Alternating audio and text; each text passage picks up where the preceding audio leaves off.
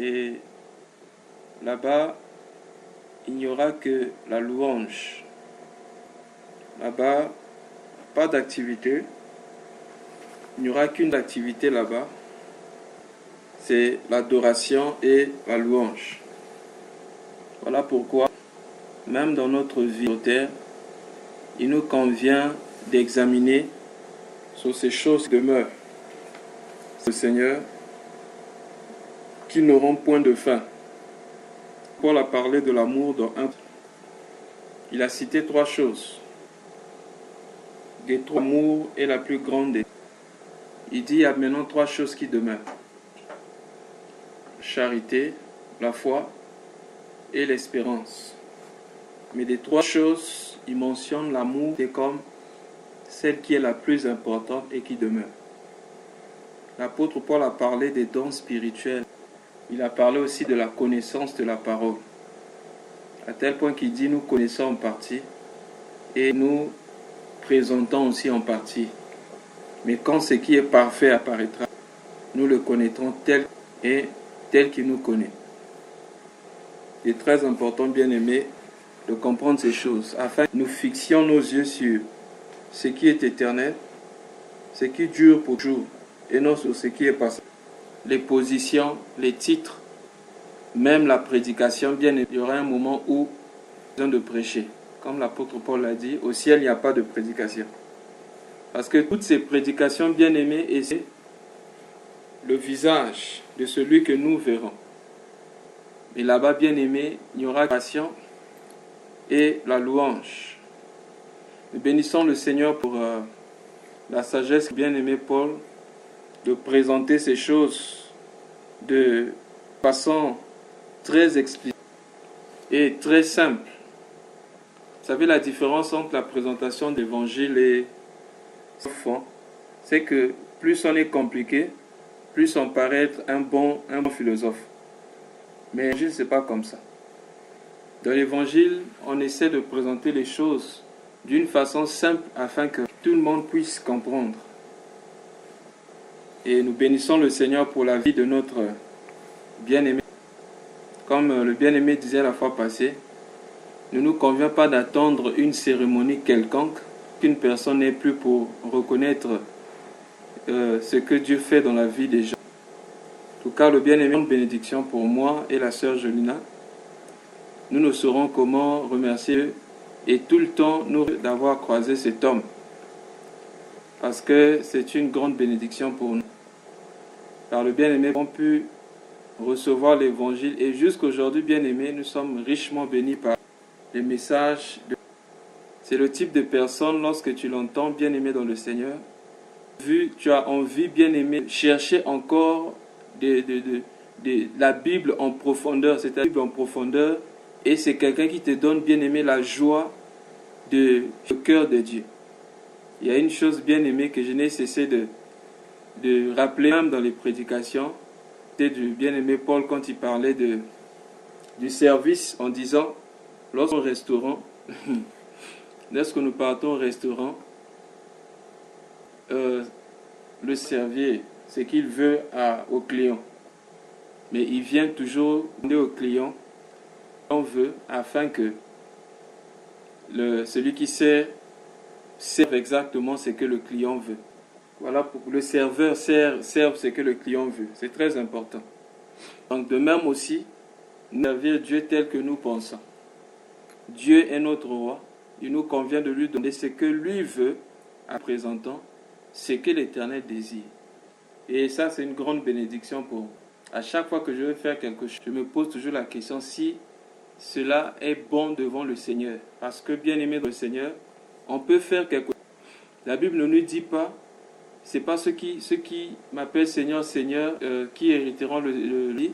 Ce ne sont pas tous ceux qui disent Seigneur, Seigneur, qui hériteront le royaume, mais celui qui fait la volonté de mon Père. La Bible fait des bonnes choses.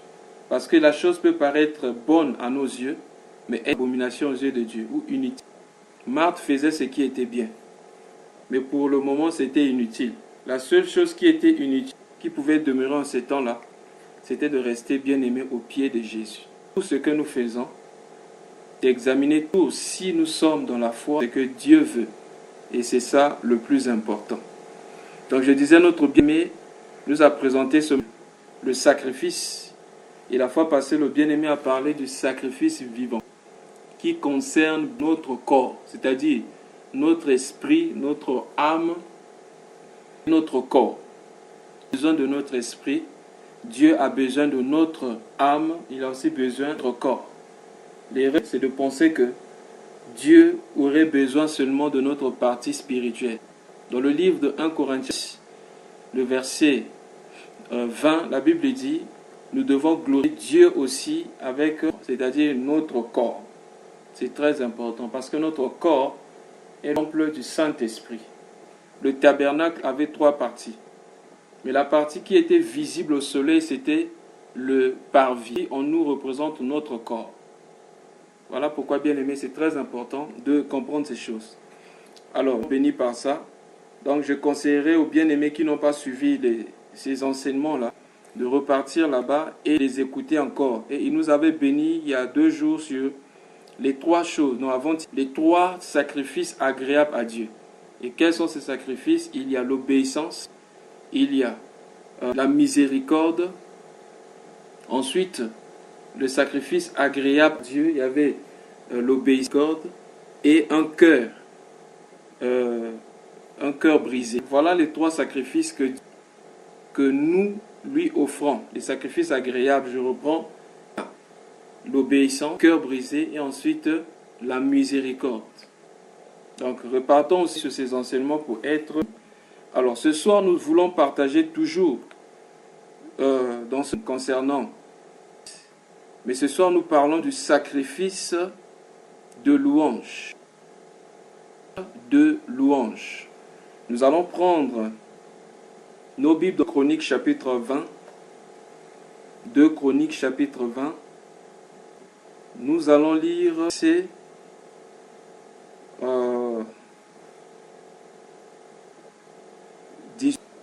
jusqu'au verset 22.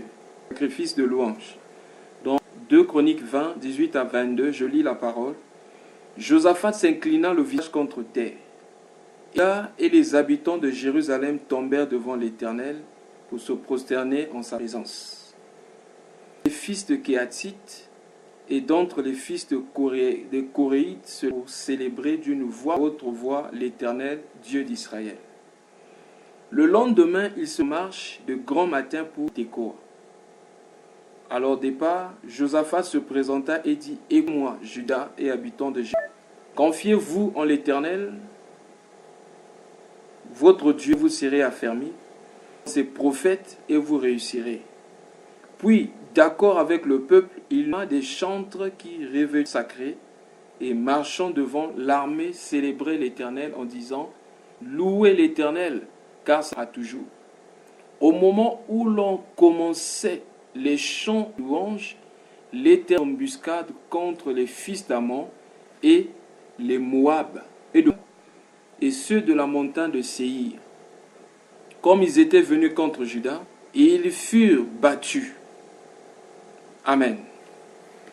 Alors, nous sommes devant l'histoire du roi que nous connaissons tous, le roi Josaphat. Nous avons pris ces versets les plus importants ce soir par rapport à notre thème, mais pour plus de compréhension, de lire 2 Chroniques, tout le chapitre. C'est-à-dire 2 Chroniques chapitre 20, du premier verset jusqu'au verset 37, pour connaître l'histoire de Josaphat et la vie sur les Moabites et les Ammonites. Nous avons plusieurs fois de cette histoire, répétition et la mère des sciences, et encore c'est toujours important de revenir sur les mêmes si cela est salutaire. Alors cette histoire c'est l'histoire des rois. Je commence à partir du verset 1. Après cela, les fils de Moab et les fils avec eux, les Moanites, marchèrent contre Josaphat. On vint informer à Josaphat, disant, une multitude nombreuse s'avança contre toi depuis l'autre côté de la mer, depuis la Syrie, et ils sont à Tamar. Et dit, j'aime la réaction de Josaphat au verset 3, on dit, dans sa frayeur, Josaphat se disposa et il publia un jeûne pour tout Juda. Alors, à chaque fois que voyons le mot après cela, il nous convient de nous demander après quoi. C'était après quoi? Alors, si nous revenons au chapitre 19, le verset 3, la Bible dit, mais il se trouvait devant toi car tu as fait disparaître du pays les idoles et tu as appliqué ton cœur à chercher l'Éternel.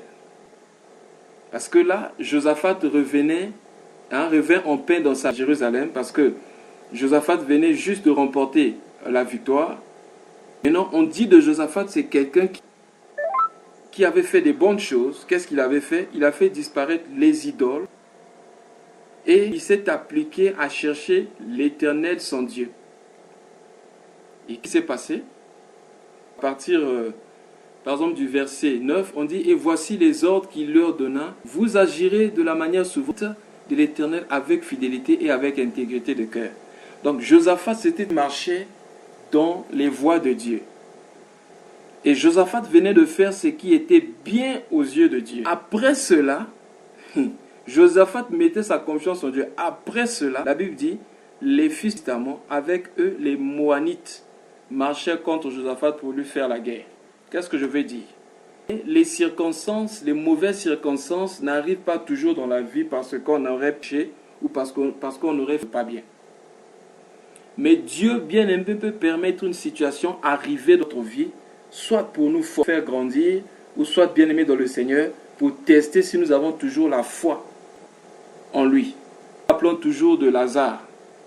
Vous vous rappelez dans Jean chapitre 11, lorsque Marthe et Marie ont envoyé cet homme pour lui, disant que celui que tu aimes est malade. Bien aimé, si on dit celui que tu aimes malade, ça veut dire que Jésus avait déclaré devant certainement le peuple en disant qu'il aimait Lazare. Or, qu'est-ce qu'il dit? Il dit si quelqu'un meurt, ça veut dire que Lazare c'était une personne qui était l'ami de Jésus, qui gardait la parole de Jésus. Nous avons souvent cette pensée, les pensées qui nous traversent la tête quand nous sommes en face d'une situation, en face de quelque chose. Nous pensons toujours que c'est parce que Dieu veut nous punir ou encore c'est parce qu'on aurait péché quelque part. Vous savez, ça c'est la mentalité des gens de l'Ancien Testament. La mentalité des gens de l'Ancienne Alliance. Et la mentalité, c'est la façon de penser de toutes les religions pratiquement. Vous vous rappelez dans le chapitre 9 de cet aveugle, la Bible dit que Jésus passait un jour, il a vu un homme qui était aveugle de naissance. Quelle était la réaction des apôtres? Les apôtres, dès qu'ils ont vu cet homme, ils ont dit, Seigneur, cet homme est aveugle. Est-ce que c'est lui qui a péché ou c'est ses parents? Mais quelle était la réponse de Jésus? Il dit, ce n'est ni lui, ni ses parents. Mais c'est afin que la gloire de Dieu soit manifestée par lui. Bien-aimés dans le Seigneur, il nous convient, étant hommes et femmes de foi, de voir les choses selon les yeux de Dieu. Vous savez, lorsqu'il y a une situation, l'homme a tendance à voir toujours le passé. Combien nous est arrivé, bien-aimés, tu vois quelqu'un traverser des moments difficiles, automatiquement la première pensée qui passe à l'esprit, Dieu est en train de juger cet homme, ou il marchait dans le péché, ou encore ses parents étaient dans des pratiques pas bien. Bien-aimés dans le Seigneur, quand l'homme regarde au passé, bien-aimé, Dieu ne regarde pas au passé. C'est toujours important, bien-aimé, quelquefois, il y a certaines solutions qui arrivent lorsque nous apprenons, bien-aimé, à bien regarder le passé. Mais nous devons apprendre, bien-aimé, à regarder ce qui est devant. Quand l'homme regarde au passé, Dieu regarde un problème, bien-aimé, comme une opportunité de manifester sa gloire. Les apôtres ont voulu checker, vérifier le passé. Mais le Seigneur Jésus n'a pas cherché à voir le passé. Il a vu ce problème comme une opportunité de manifester la gloire de Dieu. C'est comme dans le cas de Lazare. Je ne sais pas ce que disait au temps de Lazare parce que Lazare était tombé malade. Il se peut que certains disaient entre certainement Lazare a été malade. Mais lorsqu'on est venu appeler Jésus pour lui dire, voici celui que tu aimes est malade. Jésus a dit, cette maladie n'est pas pour la mort, mais c'est pour la gloire de Dieu. Bien-aimés, apprenons à regarder chaque circonstance, l'opportunité que Dieu présente au devant de nous pour manifester sa gloire. C'est alors, bien-aimés, que nous allons certaines circonstances, quand elles viennent dans notre vie, ou encore certains échecs, ou encore certains problèmes comme graves, ce sont des opportunités que Dieu nous présente. Certains problèmes, bien aimés, sont des bénédictions déguisées. Mais à nous d'avoir les yeux de Dieu pour voir que c'est une bénédiction. La croix était horrible, mais c'était une bénédiction déguisée. Pendant que le diable pensait qu'il avait vaincu, le bien-aimé, c'était bien-aimé, son échec, c'était bien-aimé sa mort. Car l'œuvre qui s'est passée à la... C'est comme bien-aimé ce qui s'est passé avec Samson. Lorsqu'ils ont attrapé Samson, parce que le secret de Samson se trouvait bien, les 7 traits, c'est-à-dire la force de Samson se trouvait dans ses cheveux. Or, la Bible dit qu'il n'est pas bon pour l'homme de porter beaucoup de cheveux. Mais c'est une gloire pour une femme d'en avoir.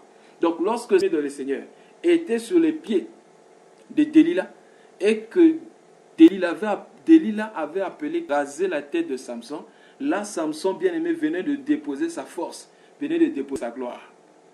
Il fait tomber pour que, bien-aimé, la force revienne à la femme. Si l'homme était resté fort, si Samson était resté fort, pas venir bien-aimé auprès de la femme. Donc il fallait que Samson ait les cheveux coupés afin que cette force quitte pour entrer dans la femme. Voilà pourquoi aussi dans l'ombre, pour que bien-aimé la femme arrive sur terre, il a fallu que l'homme soit tombé dans la faiblesse. Dieu a fait tomber un profond sommeil sur l'homme. L'homme afin que la femme sorte. Oh bien-aimé dans le Seigneur. Mais qu'est-ce qui s'est passé? Bien-aimé dans cette faiblesse, les Philistins avaient bien-aimé, voulaient bien-aimé offrir un sacrifice à Dagon. Et ils ont invité, il y avait tous les princes des Philistins, et ils ont appelé Samson pour se divertir. Pendant que bien-aimé Samson, bien-aimé la meule, la Bible déclare que Samson va encore prier, disant à Dieu, donne-moi une fois de plus. Et quand vous lisez, Samson était accompagné par un jeune homme. Et il a dit à ce jeune homme, emmène-moi que je m'appuie sur les piliers, sur les poteaux qui soutiennent la maison. Samson s'appuyait les 2 poteaux. Ah, c'était pas un poteau, mais c'était 2 poteaux. Parce que lorsque le véritable Samson est monté à la croix, il devait bien aimer moi. Il a bien aimé lorsqu'il s'appuya sur le poteau. La Bible déclare là-bas que ce jour-là, tu as plus même que c'est ceux qu'il avait tués durant toute sa vie. Et nous savons tous que Jésus, la victoire qu'il a apportée à la croix, c'est bien aimé, cette victoire est plus que tout ce qu'il a lorsqu'il guérissait les malades ou il chassait les démons pendant sa vie. Et bien aimé, ce jour-là, lorsque bien aimé, il s'est tombé la maison, il y avait non seulement Dagon, mais aussi il y avait tous les princes des Philistins. C'est pourquoi la Bible déclare dans Colossiens qu'il a dépouillé les dominations et les autorités en le livrant publiquement au spectacle. Pour eux, bien aimés, emmener le Seigneur de gloire à la croix, ils croyaient que c'était une honte. Mais bien aimé, c'était notre victoire. C'est pourquoi, bien aimé, quelquefois passe un moment difficile. Tu peux penser que c'est horrible ou que Dieu t'a abandonné. Je vais te dire une chose, n'oublie jamais ce que Dieu dans la lumière pendant que tu passes par les ténèbres. Oh bien aimé dans le Seigneur, c'est parce qu'il y a la nuit que le soleil n'existe toujours là. C'est pourquoi, quelle que soit la durée de la nuit, le soleil finit par apparaître. Alors revenons dans Josaphat. Josaphat a appris que les gens venaient. Ces gens venaient bien, Seigneur, pour l'attaquer. C'était un peuple nombreux. Mais la Bible dit au verset 3 que dans sa frayeur, Josaphat se disposa à chercher et il publia un jeûne pour tout Juda. C'est très important. Josaphat avait peur. La foi ne signifie pas avoir peur. Mais même si tu as peur, pendant que tu as peur, n'oublie pas que Dieu existe et continue à marcher. Frayeur, Josaphat cherchait l'Éternel. La peur peut arriver parce que nous sommes des hommes. Nous avons l'émotion d'avoir... Mais même lorsque nous avons peur, n'oublions pas que notre Dieu est plus proche de nous que la situation par laquelle nous sommes de traverser. Josaphat, dans sa frayeur, il se disposa à chercher l'Éternel. Et comment Josaphat a cherché l'Éternel? Il publia un jeûne pour tout Juda. Ah, il avait compris que pour chercher l'Éternel, il faut bien aimer au Fils. Or, le bien-aimé Paul avait présenté ça il y a 2 jours, que le sacrifice qui a un sens, un sacrifice agréable à un esprit brisé. Or, le jeûne bien-aimé nous conduit bien-aimé à nous briser, nous conduit bien-aimé.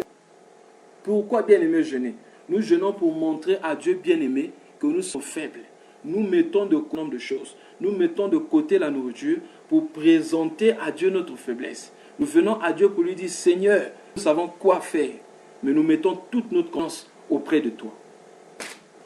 Lorsque Josaphat se présenta au milieu de l'assemblée de Juda et de Jérusalem et de la maison devant le nouveau parvis, il dit, Éternel, le Dieu de nos pères, n'es-tu pas Dieu N'est-ce pas toi qui domines sur tous les royaumes des nations? N'est-ce pas toi qui as en main la force et que nul ne peut résister? Bien-aimé dans le Seigneur, c'est très important.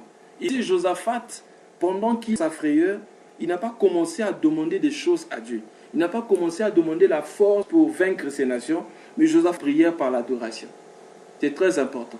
C'est ce qu'on appelle, bien-aimé, un sacrifice de louange. C'est-à-dire que tu ne dois pas louer, tu ne dois pas te réjouir, mais bien-aimé, tu te réjouis quand même. Josaphat a élevé le Seigneur. Le Josaphat commence ici par dire à Dieu qui il est.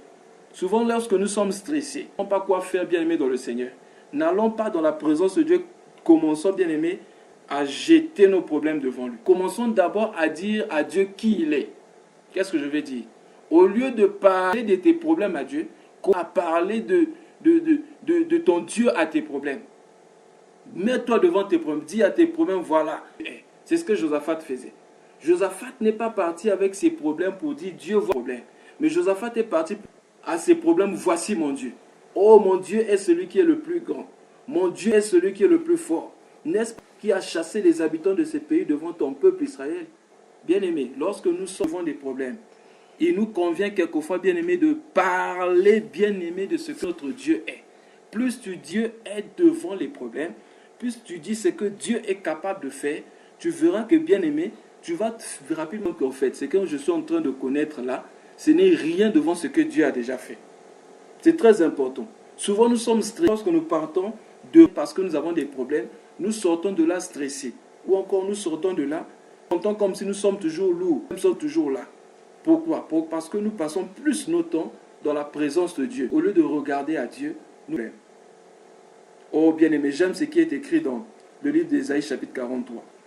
D'Ésaïe chapitre 40, le Seigneur dit, même si tu passes par le feu, je serai avec toi. Mais c'est ce qu'il dit, ne proquiez, car c'est moi qui suis ton Dieu. Je ne sais pas s'il y a un frère qui peut faire ce passage où la Bible dit, ne promène pas les regards, car c'est moi. Bon, je lis d'abord Ésaïe 43, versets 1 à 2. La Bible dit, ainsi maintenant, ainsi qui t'a créé, ô Jacob, celui qui t'a formé, ô Israël. Ne crains rien, car je t'appelle par ton nom. Si tu traverses les eaux, je serai avec toi. Et les fleuves, ils ne te submergeront point. Dans le feu, tu ne seras pas brûlé. Et la flamme ne tombera pas. Voilà, c'est verset 10, merci. Ésaïe chapitre 41, le verset 10. La Bible dit, Ésaïe, ne crains rien, car je suis avec toi.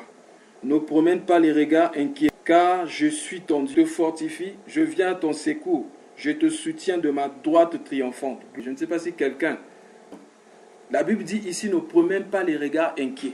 Va dans la présence de Dieu. Ne regarde pas à ta situation. Regarde à ta situation, à ta position, à tes capacités. Tu seras faible. Les capacités, tes situations vont... Vous vous rappelez de Pierre, n'est-ce pas? La Bible dit que Jésus marcha sur les eaux. Et pendant qu'il marchait, les disciples ont eu peur. C'était un fantôme. Et Jésus leur dit, ne craignez pas, c'est moi.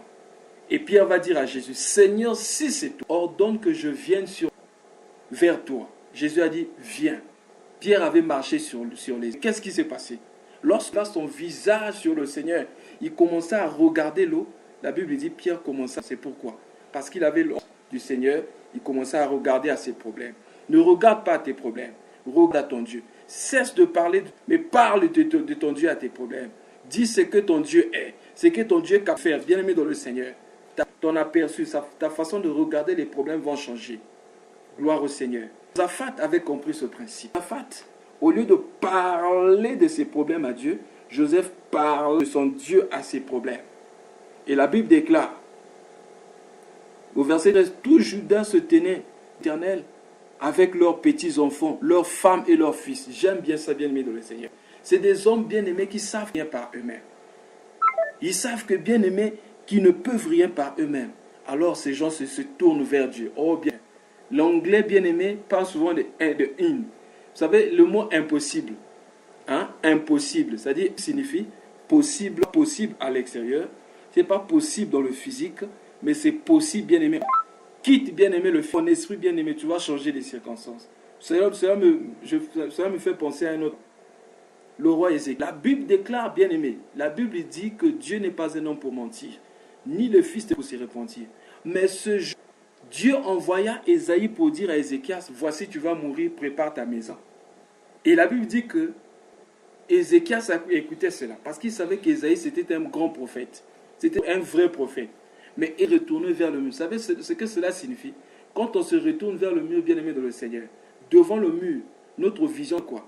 Ézéchias s'était retourné vers l'esprit. Il a su que dans le domaine du physique, dans le domaine de ses forces, de ses capacités, ne peut rien. Il s'est retourné vers le mur pour dire, moi je me retourne vers Dieu. Je regarde à Dieu. Parce que pour cette situation-là, je sais que moi-même je ne peux rien. Il n'y a que Dieu qui peut faire quelque chose. C'est pourquoi, bien aimé, nous ratons beaucoup de choses. Parce que nous ne faisons pas les prières, bien aimé, les types de prières que Jacob avait fait ce jour-là. Quand, bien aimé, tu dis à Dieu, si tu ne me bénis pas, je ne te laisse pas partir. Bien aimé dans la présence pour dire, Seigneur, je n'ai pas une autre option. C'est toi qui es ma seule option. Soit tu me tues ou tu me donnes la solution. Bien aimé, je ne suis pas en train de dire de devenir insolent devant le Seigneur. Mais je suis en train de parler d'une prière persévérante. Dieu nous appelle à être persévérants. Quand Jésus a donné la parabole de cette femme, dans Luc chapitre 18. Et qu'est-ce que dit? La Bible dit, le Seigneur donna encore une parabole pour montrer qu'il fallait toujours prier, sans se lasser. Lisons ça. Dans Luc chapitre 18, nous connaissons tous l'histoire de cette veuve qui est par le juge inique. Luc chapitre 18. Je lis seulement le verset, nous connaissons la parabole. J'ai dressé une parabole pour montrer qu'il faut toujours prier et ne point se relâcher dans le Seigneur. Vous savez ce qui a fait que Pierre, aujourd'hui encore, je bénis le Seigneur pour ce que le Père nous a bénis avec la sœur Julina. Il nous a parlé, bien aimé, si le Seigneur fait grâce, nous parlerons un jour de ce thème, les 9 points pour une délivrance complète, qui parle de Pierre dans la prison. Dans chapitre 12. Vous savez comment les chrétiens priaient pour Pierre? Acte chapitre 12. Le verset 5. Pierre gardait dans la prison et l'église ne cessait d'adresser pour lui des prières à Dieu. Bien aimé, on parle ici des... C'est ça les vraies prières. Des prières incessantes, sans relâche. Et l'apôtre ça. Après avoir les armes du chrétien. Après avoir présenté les armes du chrétien, l'apôtre Paul, qu'est-ce qu'il dit, bien aimé, dans ce verset 18? Regardez ce qu'il dit. Éphésiens chapitre 18. Après avoir présenté les armes du chrétien, il dit, faites en tout temps par l'esprit toutes sortes de prières et de supplications. Veillez à cela avec une entière persévérance et pour tous les saints. Pourquoi? Parce qu'ils n'étaient pas forts par rapport à la chair. Ils mettaient toute leur confiance en Dieu. Bien aimés, apprenons à mettre en Dieu. Si notre Seigneur partait souvent dans les lieux déserts, qui passait souvent son temps à prier, parce qu'il savait que par lui-même, il ne peut rien. Bien aimé, si nous marchons sur les steppes, sur les pas de Jésus, nous savons que nous ne pouvons rien sans Jésus. C'est pourquoi, bien aimé, il faut bien aimer de persévérer dans la... Aussi longtemps que nous savons que c'est bien et que c'est la volonté de Dieu dans quelque chose, bien aimé. Nous devons persévérer dans la prière. Jésus, parlant de la persévérance de la prière, il dit, il y avait un homme qui est allé voir son ami la nuit. Il lui dit, donne-moi 3 pains, car j'ai invité. Et cet homme est resté frappé à sa maison. Frappé à sa porte. Il dit, si tu ne me donnes pas, je ne te laisse pas partir. Il dit, je vous dis, celui-ci ne se lèvera pas mais à cause de son emploi. Parce que, bien aimé, ce type-là le dérangeait tellement. Et Dieu veut que nous le dérangions. Dieu n'est pas comme nous, bien aimés dans le Seigneur. Quelquefois, peut-être, l'homme va se fatiguer. Vous remarquez par rapport au juge inique, en concluant cette parabole, il dit, et pourtant ce juge-là, c'est un juge inique qui n'a pas de respect, qui n'a pas un sens qui n'a pas le sens de vérité, mais seulement ne lui laissait pas la paix. Il était obligé de donner la solution à cette femme. Bien, nous devons persévérer dans la prière. Alors, verset 14, alors l'Esprit de Dieu saisit au milieu de l'assemblée Zacharie, fils de Benaja, fils de Jaël, fils de Matania, Lévi d'entre les fils d'Azaph. Et Jacaziel dit, soyez attentifs, tout Judas et tous les hommes, et toi Josaphat, ainsi que vous. Non, ainsi vous parle l'Éternel. Ne craignez point et ne vous effrayez point. Très important. Lorsque nous avons des problèmes et que nous ne prions pas, crainte et il y aura la peur. Il y a une différence entre la peur et la crainte. Ne craignez pas et ne soyez pas effrayés. Ne vous effrayez point devant cette multitude nombreuse, car ce ne sera pas vous qui trierez, ce sera bien-aimé. Quand on invite Dieu dans notre combat, bien-aimé, les choses changent. Le problème, c'est que ce qui nous fait regarder la dimension du combat. Ce n'est pas toi qui vas combattre, c'est Dieu qui va combattre. Voilà pourquoi. Sachant que le combat est, laisse ça à Dieu. Implore le Seigneur. Ensuite, la Bible dit, demain, descendez eux. Ils vont monter par la colline de Tyr et vous trouverez à l'extrémité de la vallée. Vous n'aurez point à combattre dans cette affaire. Le prophète rappelle, vous n'aurez pas à combattre dans cette affaire seulement. Tenez-vous là et vous verrez la délivrance que l'Éternel vous accordera. Juda et Jérusalem ne crient pas encore. Et ne vous effrayez point devant. Sortez à leur rencontre et l'Éternel sera avec vous. Ce que j'ai remarqué avec Dieu, chaque fois qu'il veut opérer quelque chose, il demande, bien aimé, un pas de la foi. Si nous faisons un pas de la foi, et après l'Éternel agit. Regardez, ils sont devant cette multitude. Mais l'Éternel leur dit, sortez simplement, allez. Et l'Éternel fera. Mais quelquefois, bien aimé, nous pour avancer, nous cherchons que l'Éternel fasse quelque chose. Bien aimé, avec Dieu, ça ne marche pas comme ça. La Bible déclare, voyez les signes qui accompagneront ces... C'est-à-dire que si nous ne faisons pas le premier pas, si bien aimé, nous n'avançons pas, il n'y aura pas... C'est très... Même lorsque les enfants d'Israël ont pleuré, lorsque Pharaon était avec son armée devant la mer Rouge, il avait dit à Moïse, lève ton bâton, dis au peuple d'avancer. C'est le peuple commença à avancer, bien aimé se divisa en deux. Donc il faut un pas de la foi. Oh bien aimé, c'est ce que j'appelle les portes automatiques. Il y a 10 dans le monde.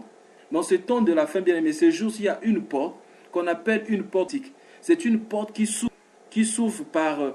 c'est-à-dire que le mécanisme fonctionne de telle sorte que lorsque on a mis des choses, bien aimé, qui permet de détecter la présence de l'homme. Donc si toi tu n'avances pas, s'ouvre pas. Pour que la porte s'ouvre, il faut avancer. Bien aimé, les pas de la foi, c'est comme ça. Parfois, tu regardes de loin. Bien aimé, c'est que j'aime automatique. Quand tu regardes de loin, tu as comme l'impression que, bien aimé, cette porte-là, c'est une porte qui ne peut pas s'ouvrir.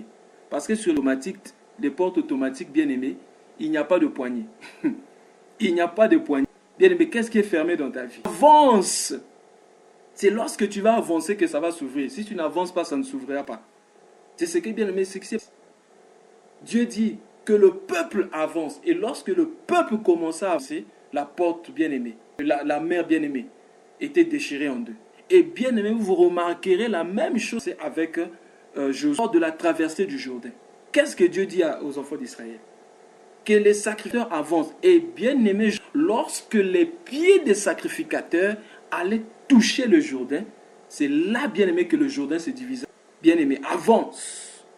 Ne crains rien. Je vais dire comme Élisée, car ceux qui sont avec nous, ceux qui sont avec eux. Le problème, ce n'est pas eux. Le problème, le combat est au niveau spirituel. Le Seigneur d'Élisée avait peur. Il tremblait. Il dit, oh mon Seigneur, nous ils sont nombreux. Parce qu'il avait vu la... Élisée regarde et dit, oh, mais ceux qui sont avec nous, il dit pas ceux qui sont avec nous sont plus nombreux. Ceux qui sont avec nous sont plus nombreux que ceux qui sont avec eux. Et il pria afin que Dieu ouvre les yeux de cet homme. Bien-aimé. Et que les yeux de cet homme bien-aimé s'ouvrirent, il a vu les chars de feu tout autour d'Élisée. Bien-aimé dans le Seigneur, Dieu est de notre côté. Il a lui dit, si Dieu est avec nous, qui sera contre nous? Ne crains pas. Le problème, c'est la crainte. Rentre dans la présence de Dieu. C'est pourquoi l'apôtre Paul lui dit dans Philippiens, ne crains pas, ne sois pas effrayé. Ne vous inquiétez de la paix de Dieu. Dans la prière, et la paix de Dieu qui surpasse tout intelligence. Bien-aimé, j'aime le verset 18. Et tout Judas les perd devant l'Éternel pour se prosterner en présence. Oh bien, la Bible dit Dieu ne rejette pas ceux qui viennent à lui. Dieu aime bien un esprit bien-aimé, bien-aimé dans le Seigneur, un cœur humble. Lorsque nous baissons nos visages bien-aimés vers le Seigneur, bien-aimé dans le Seigneur, il y a toujours des choses qui se passent. Dieu aime bien-aimé les gens qui se... Dieu est sensible bien-aimé à l'humilité. Lorsque nous nous humilions le Seigneur, bien-aimé, nous trouvons le Seigneur. Et vous allez remarquer qu'est-ce qui s'est passé. La Bible dit, au lieu de mettre les combattants, ils ont mis les chantres. Au lieu de mettre les combattants, ils ont mis les chantres. Et ces hommes ont commencé à célébrer et à le louer. Ça, c'est le sacrifice de louange. C'est-à-dire que normalement, on ne peut pas louer. Parce qu'on loue, on chante des cantiques, mais nous sommes stressés, nous sommes en danger.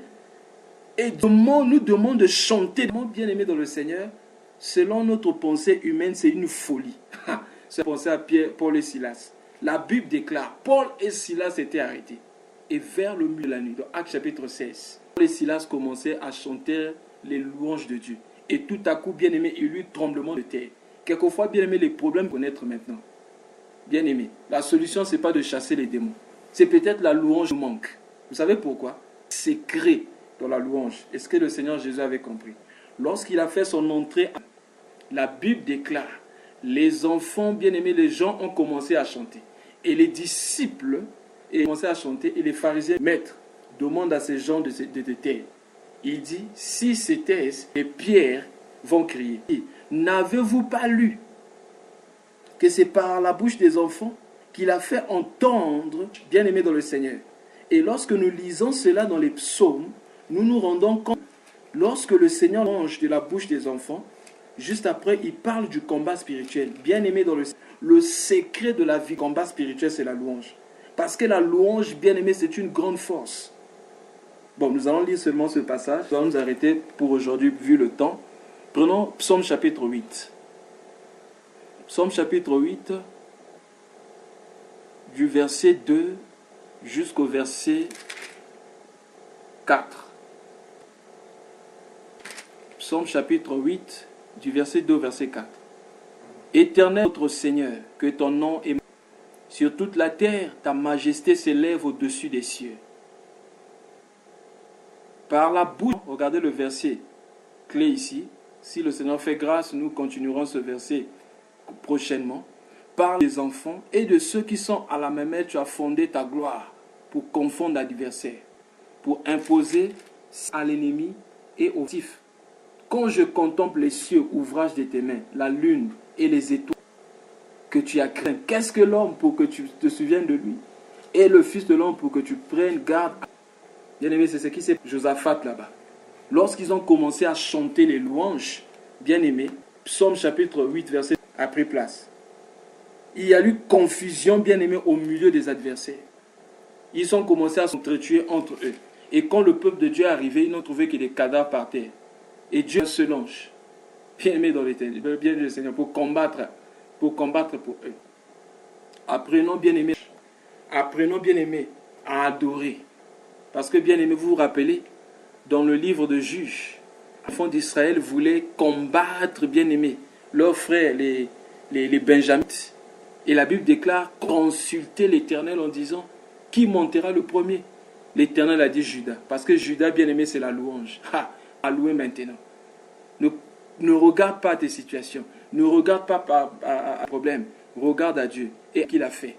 Avant de commencer à présenter ce que Dieu doit faire. Que le Seigneur nous bénisse tous et qu'il nous donne de louer tout le temps.